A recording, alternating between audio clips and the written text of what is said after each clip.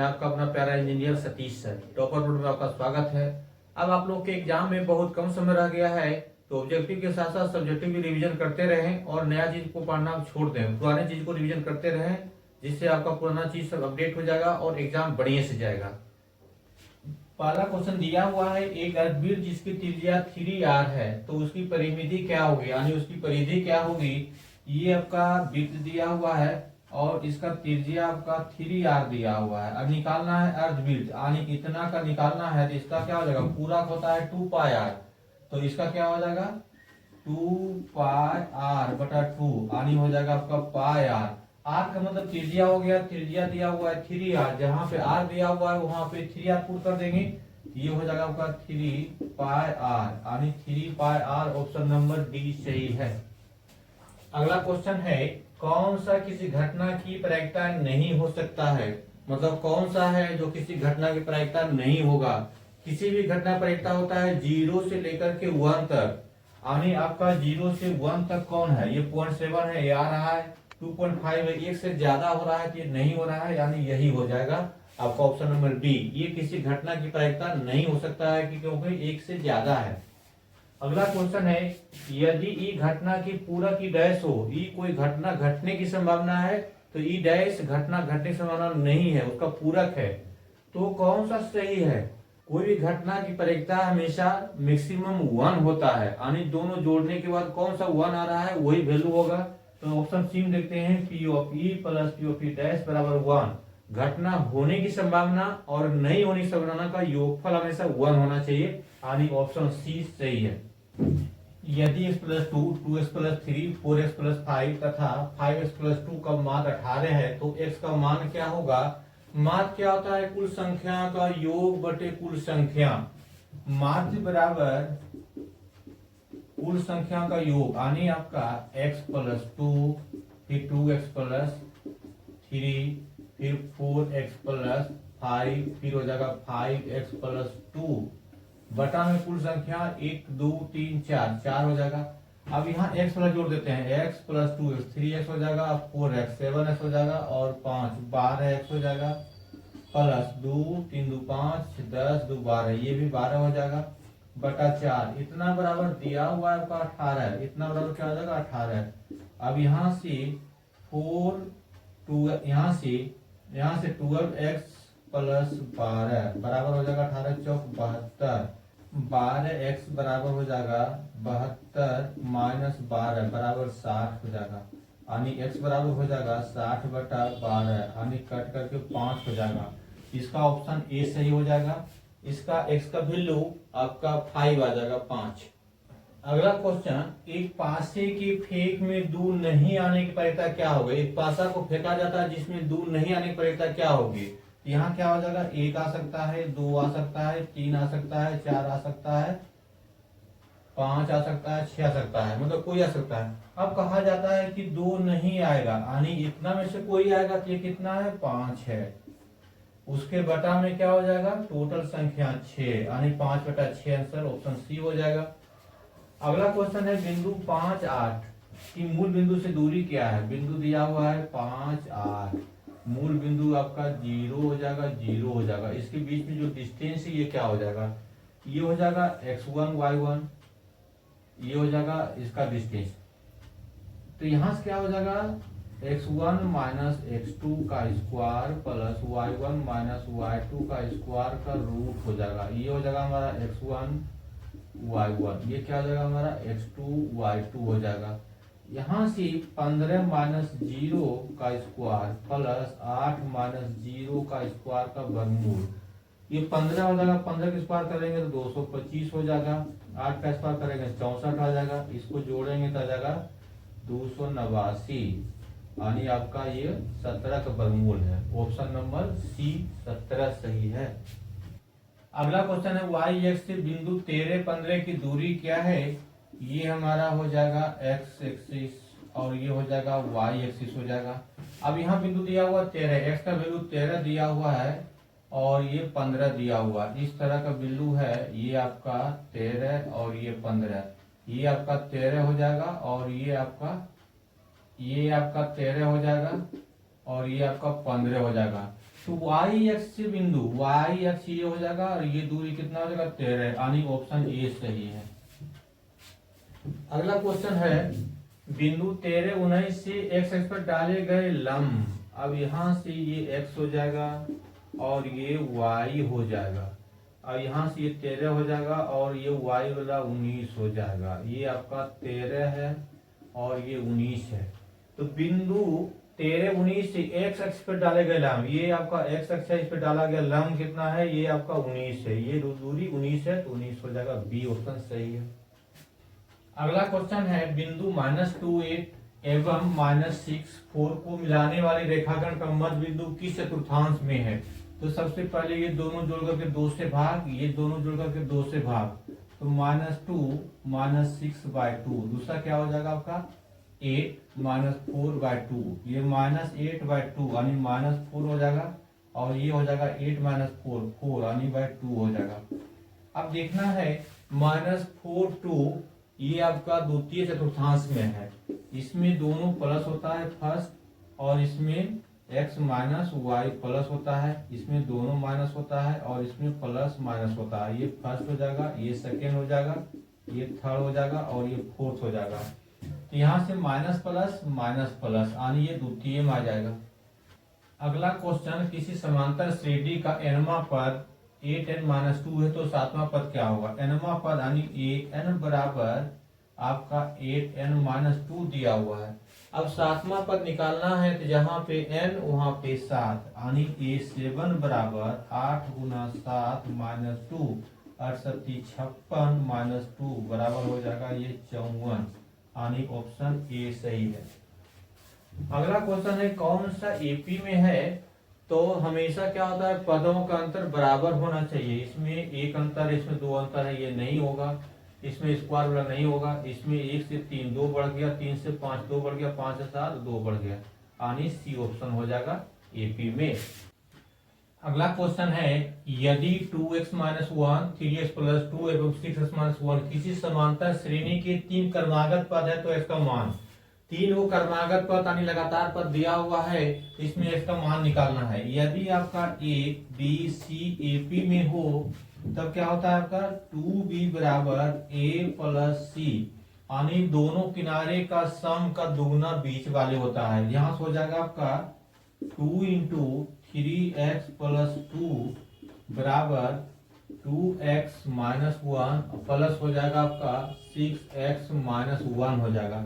ये हो जाएगा 6x + 4 बराबर हो जाएगा ये आपका 8x, और ये हो जाएगा -2। x पहले एक तरफ ले जाएंगे तो इधर हो जाएगा आपका 8 में से 6 गया तो 2 हो जाएगा, यानी 2x हो जाएगा। ये 4 है, इधर आएगा -2 तो 6 हो जाएगा, यानी x बराबर हो जाएगा आपका 3, यानी आपका ऑप्शन नंबर ए सही है, x बराबर 3।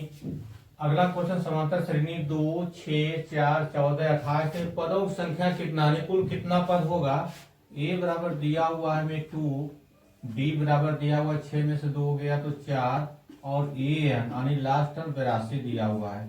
यहाँ से होता है an बराबर a + n - 1 × d।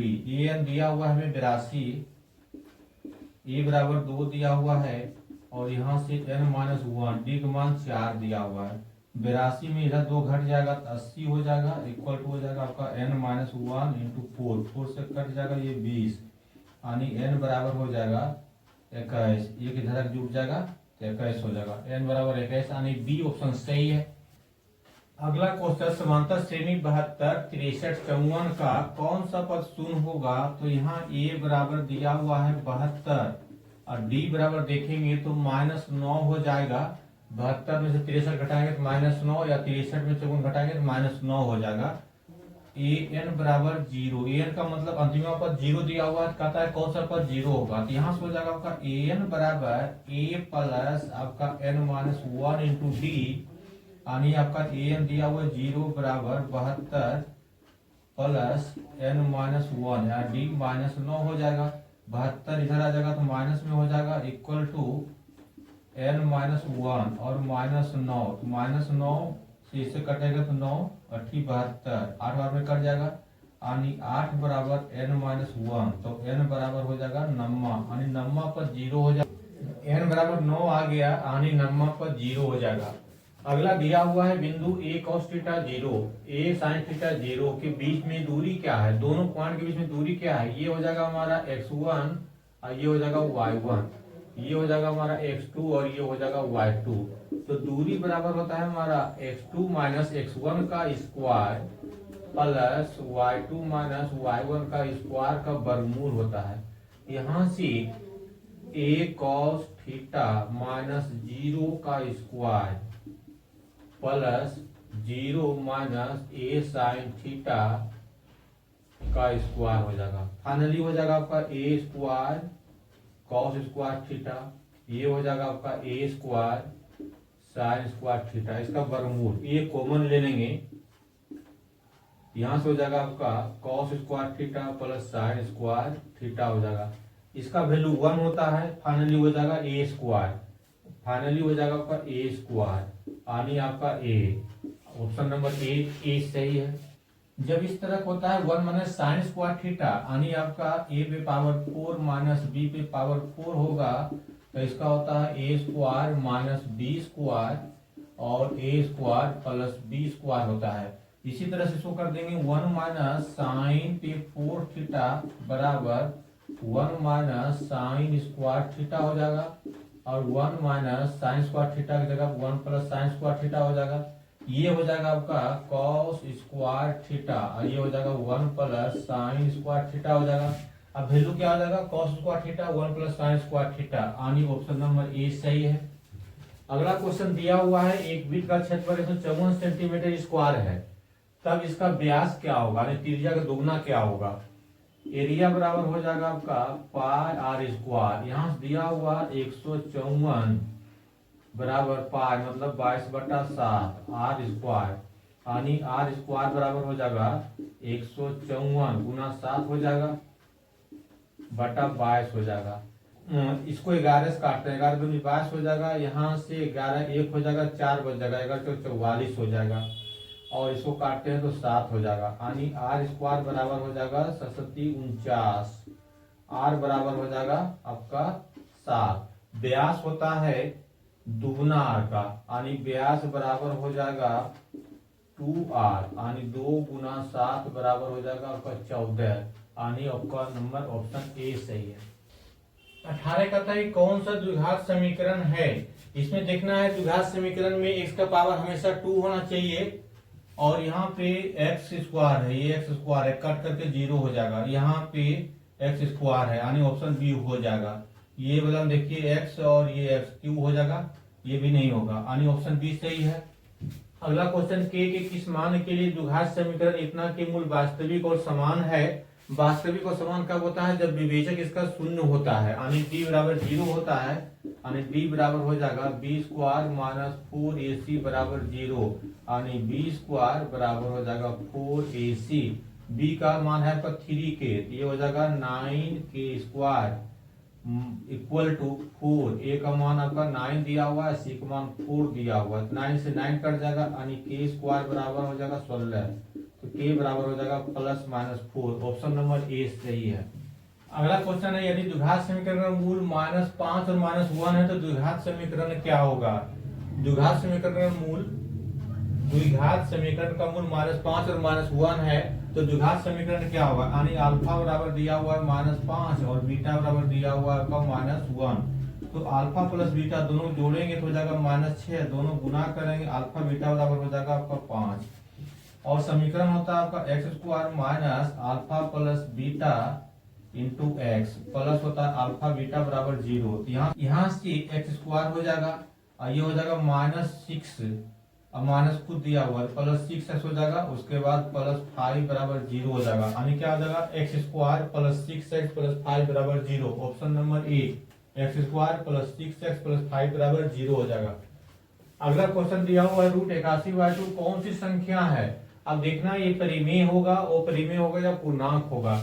81 बटा आपका 2 दिया हुआ, 81 को 9 लिख सकते हैं बटा 2 हो जाएगा, ये हो जाएगा परिमेय संख्या। अगला क्वेश्चन है 192 के अभाज्य गुणनखंड में 2 का घात क्या होगा। 192 दिया हुआ है, इसको 2 से अभाज्य गुणनखंड, ये हो जाएगा आपका 96, और इसको अगर आप 2 से करते हैं तो ये हो जाएगा आपका 48, 2 से करते हैं तो ये हो जाएगा आपका 24, 2 से करते हैं तो ये हो जाएगा 12, फिर 2 से करते हैं तो ये हो जाएगा 6, फिर 2 से करते हैं तो ये 3, 1 2 3 4 5 6, यानी इसका अभाज्य गुणनखंड 192 का में 2 का घात हो जाएगा 6। उसके अगला क्वेश्चन है यदि एल्गोरिथम a बराबर b क्यू प्लस आर में a बराबर 72, q बराबर 8, r बराबर 0 हो तो b का मान क्या होगा। यहाँ से दिया हुआ है आपका a बराबर b Q plus R, a का मान 72 है, 72 दे दिया बराबर b बराबर दिया हुआ है निकालना है, और q बराबर दिया हुआ है आपका 8 प्लस 0, 8 से काट देंगे तो 9 72, यानी b का मान हो जाएगा 9, यानी ऑप्शन नंबर ए सही है। यदि q एक धनात्मक पूर्णांक है तो कौन सा धनात्मक विषम पूर्णांक नहीं है, कौन सा विषम पूर्णांक नहीं, यानी सम पूर्णांक होना चाहिए। तो अगर धनात्मक संख्या को अगर सम से गुना करते हैं तो वो आपका सम ही आ जाएगा, और इसमें अगर सम जोड़ते हैं सम प्लस सम बराबर सम आ जाएगा, सम प्लस विषम बराबर विषम आ जाएगा। तो ये आपका विषम जुटा हुआ है, विषम जुटा हुआ है, विषम जुटा हुआ है, इसमें सम जुटा हुआ है, यानी सम संख्या प्लस सम संख्या बराबर सम संख्या, यानी धनात्मक विषम पूर्णांक नहीं है। तो ये हो जाएगा हमारा ऑप्शन नंबर बी।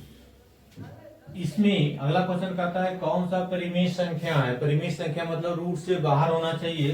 तो 64 प्लस 36 जोड़ेंगे तो आपका हो जाएगा 100, 100 बराबर हो जाएगा 10, और ये जोड़ेंगे तो आपका हो जाएगा 50, 50 का रूट से बाहर नहीं कर सकते हैं, ये जोड़ेंगे तो हो जाएगा 49, और 49 हो जाएगा 98, यानी इसको रूट से बाहर नहीं कर सकते हैं, इसको जोड़ेंगे 36, 36 72, इसको रूट से बाहर नहीं कर सकते हैं, परिमेय संख्या आपका ए हो जाएगा। अगला क्वेश्चन दिया हुआ है सरल रेखा x बराबर 2 y बराबर -3 का प्रतिच्छेदक क्या होगा। तो x बराबर 2 यानी 2 हो जाएगा, y बराबर -3 हो जाएगा। अब देख लेना है कि 2 -3 कौन सा है, 2 -3 ऑप्शन ए में है, तो ऑप्शन ए सही हो जाएगा। अगला क्वेश्चन दिया हुआ है tan थीटा बराबर 8/15 हो तो sin थीटा का मान क्या होगा। यहाँ से आपका tan थीटा बराबर 8/15 यानी लंब परपेंडिकुलर ये बेस हो जाएगा। एक त्रिभुज बना लेंगे, ये थीटा हो जाएगा, ये आपका 8 हो जाएगा, और ये 15 हो जाएगा। तो ये जोड़ेंगे तो आपका 17 हो जाएगा। 15 के स्क्वायर 225 प्लस 64 289 के वर्गमूल 17। साइन थीटा हो जाएगा p/h यानी 8/17।